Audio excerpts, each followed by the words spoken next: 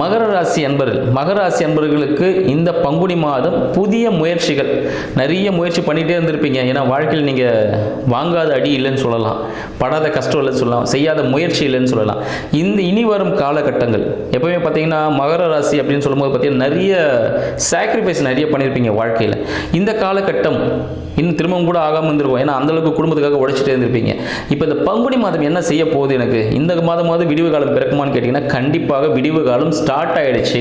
இந்த வசந்த காலம் மகராசிகளுக்கு ஸ்டார்ட் ஆகிடுச்சுன்னு சொல்லலாம். ஏன்னா திருமணத்துக்காக காத்துட்டு இருந்தீங்களா, உங்களுக்கான திருமணம் இந்த காலகட்டத்தில் வரன் தானாகவே வந்து அமைப்பது. மகராசியா நான் உங்களை மேரேஜ் பண்ணிக்க போகிறேங்க அப்படின்னு நீங்கள் விருப்பப்பட்ட ஆணோ பெண்ணோ வரன், அப்படி இல்லைன்னா தெரியாதவங்க யாராக இருந்தாலும் சரி மகராசி ஓகே மேரேஜ் முடிச்சிருவோம், அந்த அளவுக்கு ஒரு ஸ்ட்ராங்காக இருக்கக்கூடிய ஆட்கள் யாருன்னு பார்த்து நம்ம மகராசி அன்பர்கள்னு சொல்லலாம். மேலும் அரசாங்கம் சார்ந்த பிரச்சனைகள் ஈடுபடுவது கொஞ்சம் தவிர்க்கணும். ஏன்னா அரசாங்கம் சார்ந்த உதவிகள் கொஞ்சம் டிலே ஆகும்.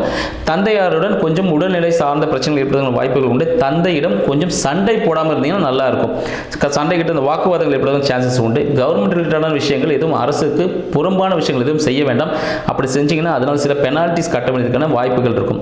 இதை பார்த்தீங்கன்னா வருமானம் சார்ந்த விஷயங்கள் நீங்கள் என்னென்ன பிசினஸ் பண்ணுறீங்களோ அதில் கொஞ்சம் ஸ்லோவாக தான் போகும். ஆனால் இறுதியில் வெற்றி ஏற்படுவதற்கான சாத்தியக்கூறுகள் அதிகமாகவே இருக்குன்னு சொல்லலாம். நீங்கள் என்ன பண்ணலாம், நீங்கள் டூர் அது மாதிரி பிளான் பண்ணிட்டு போனீங்கன்னா உங்களுக்கு இரட்டிப்பான லாபம் கிடைப்பதற்கான வாய்ப்புகள் அதிகம். ஸோ டூர் ப்ராசஸ் கொஞ்சம் ப்ராசஸ் பண்ணுங்க. இந்த பங்குனி மாதம் இன்பமாக நடக்கும்.